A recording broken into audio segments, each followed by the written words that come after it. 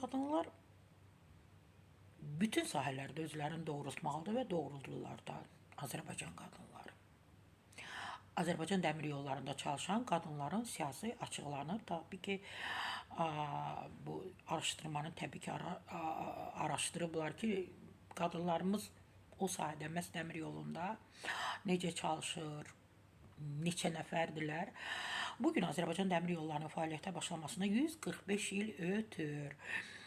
Bəli, hal-hazırda burada Azərbaycan dəmir yolları da 80 nəfər qadın vəzifədə, məhz, yəni vəzifədə çalışır. Madrim.az-ın Ailə, Qadın və Uşaq Problemləri üzrə Dövlət Komitəsinin ilk hesabatında əldə etdiyi məlumata görə 2024-cü il üzrə Azərbaycan dəmir yollarında 2300-dən artıq qadın əməkdaş çalışıb. Onlardan 80 nəfəri isə rəhbər vəzifədə çalışır.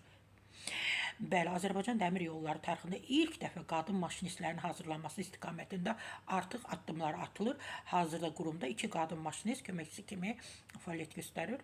Qadınları qatar sürər kimi, maşinist kimi görsəniz heyrətlənməyin. Bəli, artıq onlar qatarı idarə edirlər.